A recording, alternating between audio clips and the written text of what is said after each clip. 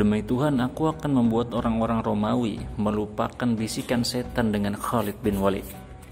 Salah satu pertempuran sengit terbesar melawan orang-orang Romawi.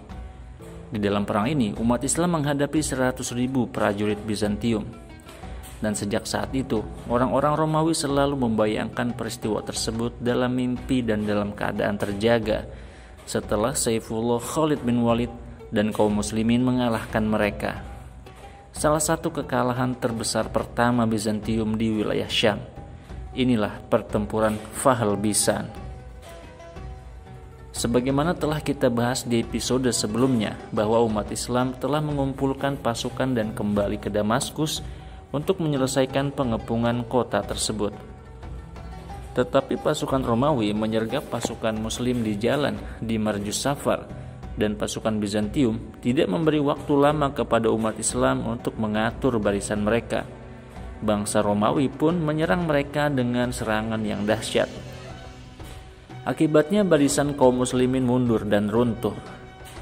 Tapi Muaz bin Jabal mengingatkan mereka dan berteriak, "Bertahanlah dan jangan membelakangi orang-orang kafir, jangan mundur." Maka semangat juang kaum muslimin pun menguat, dan Allah membuat mereka kuat dan bertahan. Pasukan muslim pun mulai menghalau serangan pasukan Romawi yang besar dan mendorong mereka mundur sedikit demi sedikit. Hingga akhirnya barisan Romawi mulai terpukul dan kaum muslimin menyerang mereka dengan serangan yang dahsyat. Akhirnya pasukan Romawi pun dapat dikalahkan dan mundur ke belakang. Saat itulah pasukan Romawi lari ketakutan.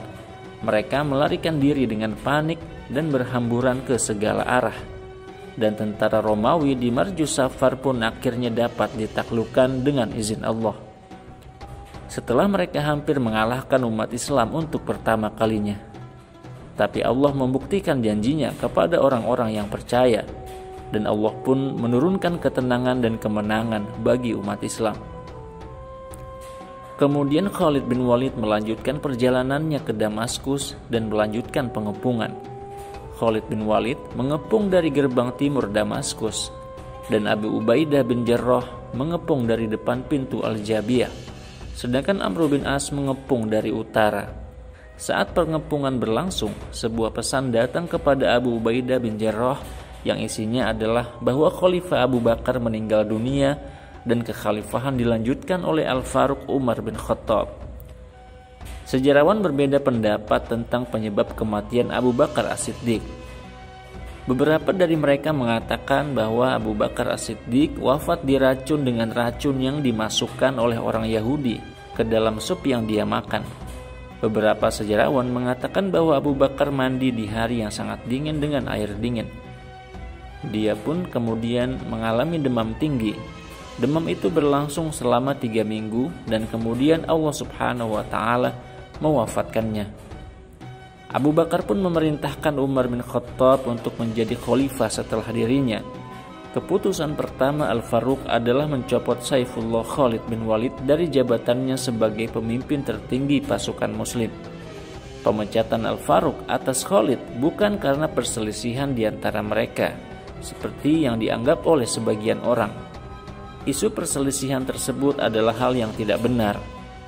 Adapun alasan sebenarnya dari keputusan Al-Faruq telah disebutkan dalam suratnya yang dikutip oleh At-Tabari dalam bukunya, bahwa Umar bin Khattab berkata, Abu Bakar mengatakan bahwa wanita-wanita seolah-olah tidak mampu lagi melahirkan prajurit seperti Khalid. Orang-orang terpesona oleh Khalid bin Walid. Lalu bagaimana jika dia mati atau dibunuh? Apakah kita akan mundur sebagai pecundang? Orang-orang terbaik umat ini telah wafat, dan janji kemenangan tetap Allah berikan. Apakah kemenangan tidak akan terjadi jika Khalid meninggal? Bagaimana mungkin umat Islam menyandarkan semua urusannya kepada seorang pria dan bukan kepada Allah Subhanahu wa Ta'ala? Ini adalah pendapat Al-Faruq, Umar bin Khattab. Mereka juga berbeda pendapat dalam beberapa keputusan administratif, karena Khalid tidak selalu melapor kepada pimpinannya saat pengambilan keputusan. Namun demikian kita melihat bahwa Al-Faruq mengirim pesan kepada Abu Ubaidah dan berkata, "Jadikan Khalid bin Walid sebagai penasihatmu. Jangan memutuskan sesuatu tanpa persetujuannya." Jangan memasuki pertempuran tanpa nasihatnya. Seolah-olah Al-Faruq menyerahkan urusan politik kepada Abu Ubaidah bin Jarrah, namun urusan militer dan peperangan diserahkan kepada Saifullah Khalid bin Walid. Hal ini dibenarkan oleh Abu Ubaidah ketika dia berkata kepada Khalid, "Aku bersumpah demi Tuhan, kekuasaan bukanlah hal yang aku inginkan. Aku tidak bekerja demi dunia. Dan dirimu, wahai Khalid, tetap dalam posisi lamamu. Engkau adalah orang yang terpercaya bagi kami, dan kami tidak akan memutuskan apapun tanpa persetujuanmu." Saifullah Khalid bin Walid pun menjawab dan berkata, "Aku bersaksi bahwa aku telah membuat diriku terpenjara di jalan Allah. Dan mulai hari ini aku adalah tangan Abu Ubaidah bin Jarrah. Dia mengarahkanku kemanapun dia mau. Semoga Allah merahmati para sahabat yang terhormat dan mulia. Mereka adalah makhluk-makhluk terbaik dan manusia-manusia terbaik. Dan mereka tidak akan mampu menaklukkan dunia kecuali dengan akhlak yang mulia." Di tengah semua perubahan politik ini, kemarahan menyelimuti Kaisar Romawi, Heraklius. Kekalahan di Marjus Safar dan takluknya dua pasukan Romawi yang besar menggerogoti hati sang kaisar. Maka Kaisar Romawi pun menyiapkan pasukan sejumlah 10.000 prajurit dan mengirimkannya ke Baalbek. Misinya adalah mempertahankan Damaskus sehingga umat Islam tidak mampu menguasainya. Tapi gerakan mereka tertangkap oleh mata-mata umat Islam. Prajurit pengintai pun mengirim pesan kepada Abu Ubaidah bin Jarrah yang memberitahukan pergerakan baru pasukan Romawi. Kemudian sebuah pesan datang dari Amr bin As kepada Abu Ubaidah yang memberitahunya bahwa orang-orang Gosasinah dan Romawi dari Ajnadin dan Marjus Safar telah berkumpul di kota Bisan untuk membalas dendam. Abu Ubaidah kemudian mengadakan pertemuan dengan Saifullah Khalid bin Walid dan berkonsultasi dengannya tentang situasi saat itu. Khalid menyarankan agar pasukan bantuan segera dikirim kepada Amr bin As dan Syarahbil ibnu Hasanah di kota Fahal di Yordania yang dekat dengan kota Bisan. Karena jika terjadi pertempuran besar melawan pasukan Gosasinah di Bisan, pasukan Romawi dan Gosasinah bisa menyerang pasukan Amr bin As dan Syarahbil yang jumlahnya tidak melebihi 2.500 prajurit. Jadi Saifullah al-Maslul Khalid bin Walid mengirim 2.800 pejuang kepada Amr bin As di Fahl, maka jumlah mereka menjadi 5.300 prajurit. Dan Khalid bin Walid memerintahkan pasukan muslim tersebut untuk menetap di kota Fahl. Pasukan tersebut diperintahkan untuk tidak menyerang pasukan Gosasinah dan Romawi di Bisan kecuali dengan perintah dari Khalid bin Walid. Kemudian Khalid berangkat dengan 5.000 penunggang kuda menuju Baalbek untuk mematahkan salah satu dari dua kekuatan pasukan musuh agar umat Islam tidak berperang di dua tempat yang berbeda di waktu yang sama. Tetapi ketika orang-orang Romawi mendengar suara kuda-kuda orang muslim, mereka melarikan diri dengan panik dari Baalbek dan kabur ke Bisan. Heraklius kemudian mengirim pasukan dari Antokia ke Bisan, dan jumlah prajurit Romawi di Bisan menjadi sangat besar, yaitu 80.000 prajurit. Tapi ketika Saifullah tiba di Baalbek, dia menemukan bahwa kota tersebut telah kosong dari pasukan Romawi. Maka Khalid bin Walid pun menyadari bahwa Amr bin As dan Syarahbil berada dalam bahaya besar karena mereka hanya memiliki 5.000 prajurit. Khalid pun buru-buru kembali ke Damaskus dan menyarankan Abu Ubaidah untuk segera pergi ke kota Fahl. Khalid dan Abu Ubaidah pun bergerak dengan 20.000 prajurit dan mereka meninggalkan Yazid bin Abi Sufyan dengan 5.000 prajurit untuk menyelesaikan pengepungan kota Damaskus. Khalid bin Walid meminta Yazid untuk tidak bentrok dengan tentara Damaskus dan hanya melarang masuk perbekalan untuk mereka saja. Saifullah pun, Khalid bin Walid, bergerak cepat ke kota Fahl. Ia berusaha untuk tiba sebelum orang-orang Romawi menyerang kaum muslimin di sana. Ketika orang-orang Romawi mengetahui kedatangan pasukan bantuan ke kamp pasukan muslim di Fahl, mereka sangat kecewa. Tidak ada pemisah antara Bisan dan Fahl kecuali sungai Yordan. Bangsa Romawi di Bisan takut terhadap kekuatan pasukan muslim yang tidak terbendung. salah satu pemimpin Romawi menyarankan untuk menghancurkan bendungan Jalut di Sungai Yordan. Maka hal itu pun dilakukan. Tanah pun tertutupi dengan air dan berubah menjadi rawa besar. Maka sulit bagi para prajurit Muslim untuk mengelak dari keadaan tersebut. Maka Abu Ubaidah menyadari keburukan niat orang-orang Romawi karena tipu muslihat mereka yang mereka lakukan. Dan dia pun memutuskan untuk tidak menunggu pasukan bantuan dari Antiokhia sampai kepada orang-orang Romawi. Maka pasukan Muslim pun bergerak dan menyeberangi Sungai Yordan. Abu Ubaidah mengirim pedang Tuhan Khalid bin Walid sebagai pemimpin pasukan berkuda untuk melintasi Sungai Yordan dan bergerak menuju dataran Bisan. Maka sekelompok pasukan Romawi yang sangat besar pun bersiap untuk maju melawannya. Maka Khalid bin Walid mengirimkan kepada mereka Qais bin Hubairah. Maka terjadilah perang yang sangat dahsyat antara kedua pasukan. Kemudian orang-orang Romawi mengirim batalion lain ke arah pasukan Muslim. Maka pedang Allah Khalid bin Walid mengirimkan kepada mereka Maisaro ibnu Masruk sebagai pemimpin pasukan untuk menghadapi batalion Romawi tersebut. Maka hanya 1.000 prajurit yang tersisa di bawah komando Khalid bin Walid. Maka sekelompok besar pasukan Romawi maju untuk menyerang Khalid dan 1.000 prajuritnya. Maka Saifullah Khalid bin Walid bergerak bersama kelompoknya ke arah pasukan Romawi dengan ketabahan yang luar biasa untuk mengalahkan musuh mereka yang jumlahnya jauh lebih besar dari mereka. Orang-orang Romawi menyadari kecerdikan dan keunggulan para prajurit Muslim. Allah Subhanahu wa Ta'ala kemudian melemparkan rasa takut ke dalam hati mereka, dan kelemahan pun menyebar ke dalam jiwa mereka, dan pasukan Romawi pun akhirnya ketakutan dan melarikan diri. Di sini Saifullah Khalid bin Walid meneriaki seluruh pasukan dan berkata, "Wahai orang-orang Muslim, terimalah dengan ridho Allah. Ini adalah isyarat untuk menghancurkan seluruh pasukan Romawi dengan penghancuran total." Para prajurit Romawi pun dibantai di semua lini. Mereka mulai melarikan diri ke segala arah. Mereka kembali ke markas mereka di Bisan dengan kekecewaan dan kekalahan. Ini adalah hari pertama pertempuran Fahl Bisan. Hari itu berakhir dengan kemenangan telak bagi umat Islam. Bersamaan dengan dimulainya hari kedua, orang-orang Romawi bergerak untuk membalas dendam. Mereka pun keluar dari lumpur sampai mencapai daratan yang luas. Ini adalah kesalahan besar, karena dengan pindah ke tanah kering, seolah-olah mereka memberikan kebebasan bergerak kepada para prajurit Muslim. Seolah-olah prajurit Muslim menyaksikan di hadapan mereka santapan di atas sepiring emas. Komandan pasukan Romawi, Asklar, membagi pasukannya dalam bentuk barisan-barisan. Setiap barisan kavaleri atau penunggang kuda dilindungi oleh satu kolom infanteri atau pejalan kaki yang membawa tombak, dan barisan lain memegang busur dan anak panah.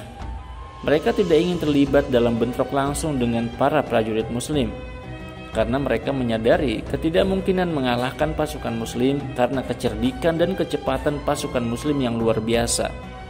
Mereka mengambil pelajaran dari pertempuran sebelumnya dengan kaum Muslimin. Dan ketika Saifullah Khalid menyadari ketakutan orang-orang Romawi terhadap para prajurit Muslim, dia ingin mengeksploitasi posisi pasukan Romawi tersebut untuk kepentingan umat Islam. Untuk sisi barisan pasukan Romawi yang tidak memiliki kavaleri atau penunggang kuda, Khalid bin Walid memutuskan untuk menyerang pejalan kaki mereka dengan kavaleri atau penunggang kuda pasukan Muslim, untuk memancing pasukan berkuda Romawi menjauh dari pasukan pejalan kaki yang melindungi mereka. Maka Maisar bin Masruk ditempatkan di sebelah kanan dari pasukan berkuda umat Muslim dan ditaruh di tengah Qais bin Hubairah. Dan Saifullah al-Maslul Khalid bin Walid secara pribadi langsung memimpin pasukan kiri umat Islam. Kemudian Khalid bin Walid memerintahkan prajurit di kanan dan kiri untuk menyerang orang-orang kafir. Setelah Maisaro dan Khalid bertempur dengan pasukan pejalan kaki Romawi, Asklar komandan Romawi menyadari bahwa pasukan pejalan kaki yang ada di sebelah kanan dan sayap kiri dibantai oleh para prajurit Muslim. Hal ini memaksanya untuk meninggalkan strategi pengamanan yang dibuat sebelumnya dan segera memerintahkan pasukan berkuda Romawi di dalam pasukan untuk menyelamatkan pasukan pejalan kaki di kiri dan kanan. Dan itulah yang direncanakan Khalid bin Walid. Khalid berteriak dan berkata, Tuhan telah mengeluarkan mereka untuk kalian, maka kuatkanlah serangan kalian. Maka para prajurit Romawi mulai dihabisi satu demi satu. Beberapa dari mereka mundur dari hadapan pasukan Muslim. Kemudian Qais bin Hubairah maju bersama pasukan tengah dan menyerang jantung pasukan Romawi. Tetapi jantung pertahanan pasukan Romawi sangat kuat dan mampu menghalau serangan pasukan Muslim. Dan mereka mampu mengepung para prajurit Muslim dan menghindari mereka. Dan pasukan Romawi bahkan menjatuhkan Qais dari kudanya dan dia bahkan hampir terbunuh. Namun ketika Abu Ubaidah melihat kekuatan jantung pertahanan Romawi, ia segera mengirimkan pasukan infanterinya untuk membantu Qais ibnu Hubairah. Maka Said bin Zaid, komandan pasukan pejalan kaki, maju dan menyerang jantung pertahanan pasukan Romawi. Barisan orang-orang kafir pun dapat dikalahkan, dan Allah Subhanahu wa Ta'ala menganugerahi pasukan Muslim kekuatan untuk menaklukkan jantung pertahanan Romawi. Saat itu Hashim bin Utbah pun maju ke depan bersama pasukan pejalan kaki untuk menyerang pasukan sayap kanan Romawi, dan pasukan Utbah pun menghabisi pasukan sayap kanan Romawi satu demi satu. Demikian juga pasukan pejalan kaki sayap kiri pasukan Romawi juga maju untuk melawan pasukan sayap kanan umat Islam. Kemudian Mu'az bin Jabal maju di antara mereka dan berkata, "Wahai manusia, ketahuilah bahwa Allah telah menjanjikan kemenangan kepada kalian dan mendukung kalian dengan iman. Maka bantulah Allah, dan Allah akan membantu kalian dan menguatkan kaki-kaki kalian. In tansurullaha yansurkum wa yutsabbit aqdamakum."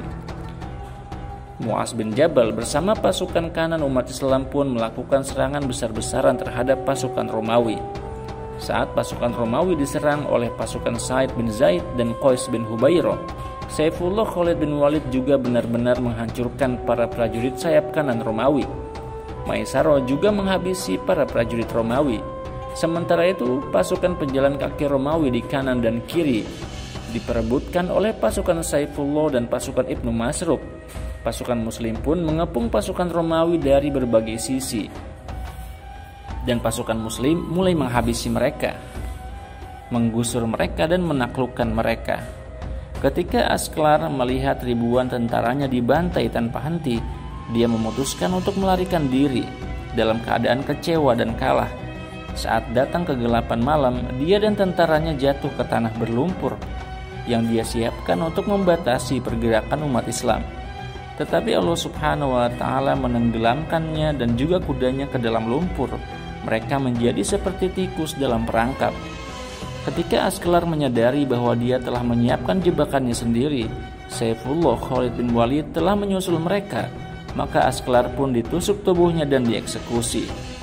Para pemanah Muslim pun mulai berburu prajurit Romawi yang tersangkut di lumpur. Lumpur itu pun dipenuhi dengan mayat orang-orang Romawi. Seluruh tentara tewas. Pertempuran Fahal Bisan pun berakhir dengan bencana besar bagi bangsa Romawi dan kemenangan telak bagi umat Islam. Dan ketika orang-orang Bisan melihat kekalahan pasukan Romawi, mereka pun meminta perdamaian kepada Abu Ubaidah dan siap membayar jizyah. Demikian pula kota Tiberias dan seluruh lembah Yordan. Mereka memilih berdamai dengan umat Islam dan membayar jizyah. Mereka tahu bahwa tidak ada cara bagi mereka untuk mengalahkan kaum muslimin. Kaum muslimin kemudian kembali ke benteng Damaskus untuk menyelesaikan pengepungannya. Pasukan muslim pun dibagi ke dalam beberapa kelompok. Pasukan yang dipimpin Abu Ubaidah berjaga di gerbang kota dan sekelilingnya. Kemudian Saifullah Khalid bin Walid mendapat kabar bahwa pasukan besar Romawi telah bergerak untuk membantu pasukan Romawi di Damaskus. Lalu Khalid mengirim Silam bin al-Aswad untuk memimpin 5.000 penunggang kuda untuk melawan pasukan itu. Keheningan menyelimuti mereka saat mereka dalam perjalanan, sehingga pergerakan mereka tidak disadari oleh pasukan Romawi dan mudah bagi mereka untuk menyerang pasukan Romawi. Pasukan Romawi pun ketakutan dan melemah dalam pertempuran. Mereka kemudian melarikan diri dari medan perang. Pasukan Muslim selanjutnya mengejar sisa-sisa pasukan Romawi ke kota Homs. Tetapi mereka bersembunyi di kota Homs dan pasukan Muslim pun mengepungnya.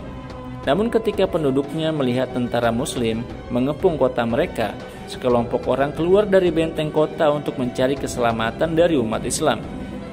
Pasukan Muslim pun setuju untuk berdamai dan memberikan mereka keamanan dan keselamatan dan tidak menyerang kota.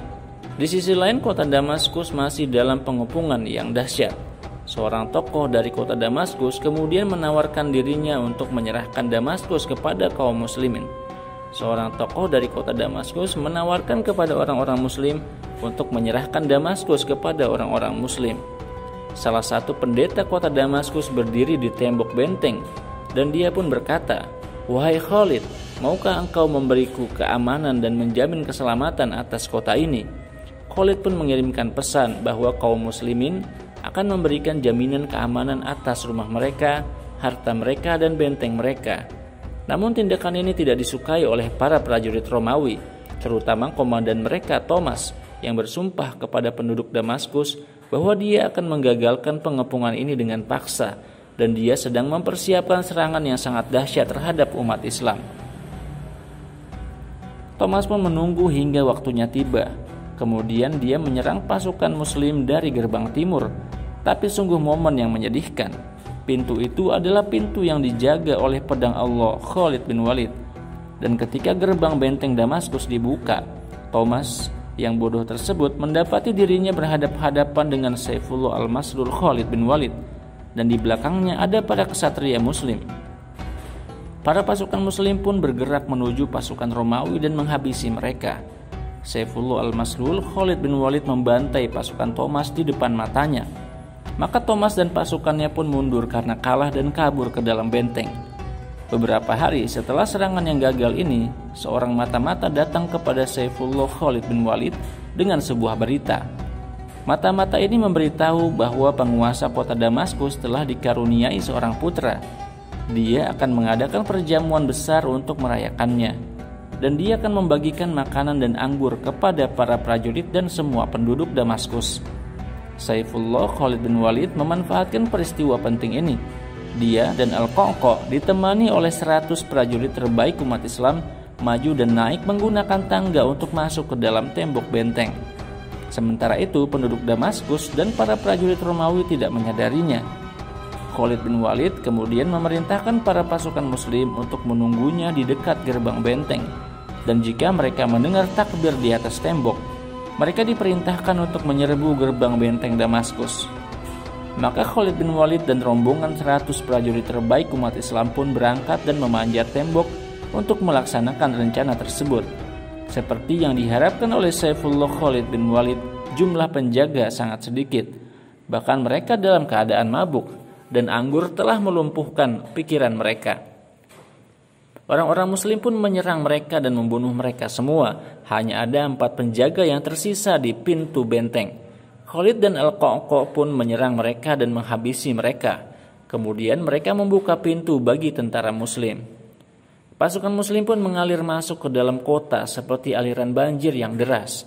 Ketika penguasa Damaskus mengetahui tentang penyerbuan kota dari gerbang timur di tangan Khalid bin Walid, dia segera mengirim utusan kepada Abu Ubaidah bin Jarrah dan memberitahunya bahwa dia telah menyerahkan kota itu kepadanya agar dijamin keselamatannya. Dia pikir dia akan dapat menyelamatkan nyawanya sebelum pedang Allah Khalid bin Walid membuka kota Damaskus dan menyeretnya ke dalam pertempuran. Abu Ubaidah akhirnya memberi mereka keamanan atas rumah, gereja, dan harta mereka. Ketika Khalid mengetahui perjanjian ini, dia pun memerintahkan pasukannya untuk berhenti berperang. Kota itu pun diserahkan kepada Abu Ubaidah bin Jarrah, dan akhirnya Thomas dan sisa-sisa tentara Romawi pun mundur ke Antokia. Maka sampailah berita kekalahan tersebut kepada Heraklius. Pasukan Romawi telah kalah telak, dan Damaskus telah hilang dari tangan sang kaisar. Damaskus bagi Syam ialah seperti permata di antara kota-kota lainnya. Maka lepasnya Damaskus menyisakan kesedihan yang mendalam di dalam hati Heraklius. Kemarahan pun mulai merasuki Heraklius. Heraklius selanjutnya mengumpulkan kekuatan seperti orang gila. Dia kembali mempersiapkan pasukan-pasukan besar di Antokia. Dia pun tidak tahu apakah pasukan terakhirnya nanti mampu menghentikan pergerakan pasukan Muslim. Adapun kaum muslim di Damaskus, mereka pun bersiap-siap menyerang kota Homs dan Baalbek. Ini adalah garis pertahanan terakhir orang Romawi sebelum kota Antokia. Dan setelah itu, umat Islam akan berhadapan dengan pasukan Romawi yang sangat besar. Maka pertempuran epik yang menakjubkan berlanjut di Syam dalam perjalanan ekspedisi penaklukan Saifullah al-Maslul, Khalid bin Walid, melawan kekaisaran Romawi, yang tercatat dengan tinta emas dalam catatan sejarah besar kejayaan umat Islam, yang akan kita bahas dalam video-video selanjutnya insya Allah. Semoga rahmat Allah dilimpahkan kepada sahabat agung Saifullah al-Maslul, Abu Sulaiman Khalid bin Walid, penakluk Romawi, Persia, dan orang-orang murtad, dan setiap orang yang seperti mereka sampai hari kiamat, dan pada semua para pejuang muslim yang berjuang bersamanya dan setelahnya. Terima kasih Anda telah menonton video ini sampai habis, dan sampai ketemu lagi di video selanjutnya insyaallah. Saya Muhammad Isdian Muttaqin. Wassalamualaikum warahmatullahi wabarakatuh.